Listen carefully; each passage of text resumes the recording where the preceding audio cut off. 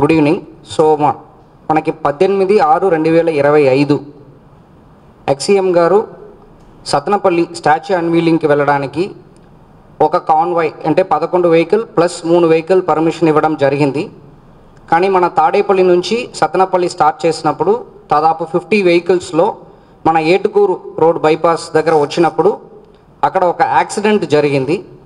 Accident జరిగినప్పుడు అక్కడ ఒక పర్సన్ లాన్లో పడుకు పెట్టడం జరిగింది. ఇన్ఫర్మేషన్ వచ్చిన తర్వాత మనం 108 అంబులెన్స్కి చెప్పి హాస్పిటల్ తీసుకొని వెళ్ళడం జరిగింది. వ్యక్తి పేరు సింగయ్య, వెంగళపాలెం నుంచి. హాస్పిటల్లో బ్రాడ్ డెడ్ అని చెప్పి డిక్లేర్ చేశారు. అప్పుడు వాళ్ళ వైఫ్ లూర్ది మేరీ ఇచ్చిన కంప్లైంట్ మేరకు మనకి 106 సబ్ క్లాస్ 1 మేరకు మన కేసు రిజిస్టర్ చేయడం జరిగింది.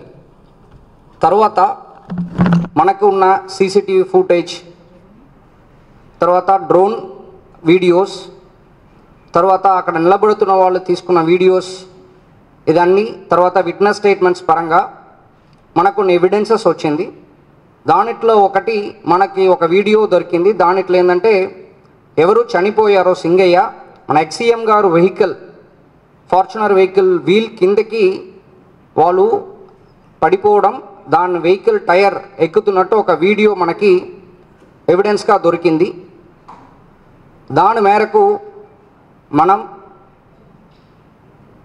106 సబ్ క్లాస్ 1 బిఎన్ఎస్ సెక్షన్ని మళ్ళీ 105 బిఎన్ఎస్ కిందకి మనం మార్చడం, అలాంగ్ విత్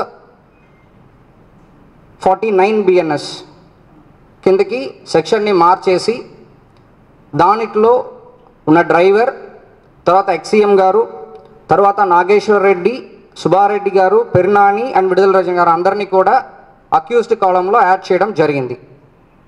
సో ఇది మన ఫర్దర్ ఇన్వెస్టిగేషన్లో ఇంకా ఇన్ డెప్త్ ఇన్వెస్టిగేషన్ చేస్తూ కేసుని యాజ్ పర్ లా ఫైనలైజ్ చేస్తాం.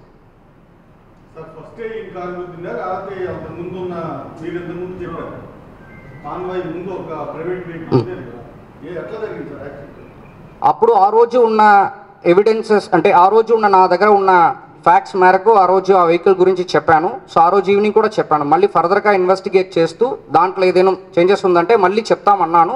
దాని మేరకు మన ఇన్వెస్టిగేషన్ చేశాము. దాంట్లో వచ్చిన ఫ్యాక్ట్స్ మేరకు ఈరోజు ఆ క్లారిటీ ఇస్తున్నాను.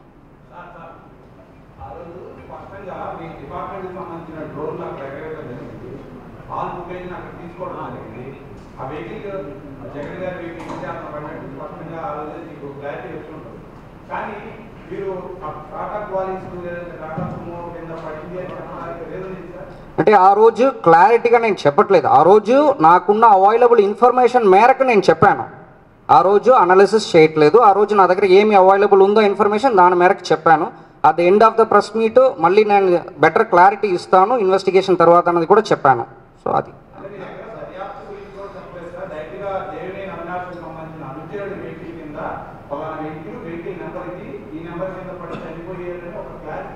లేదు, నేను అలాగ 100% చెప్పట్లేదు. మీరు తప్పుగా చెప్తున్నారు. లేదు, నేను అలాగ చెప్పట్లేదు.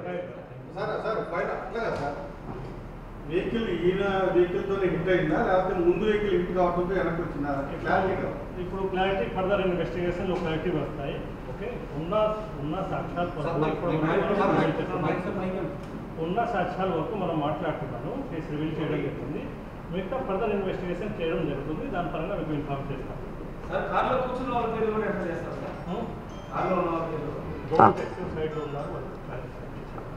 యాజ్ పర్ లీగల్ మనం యాడ్ చేస్తాం. Thank you.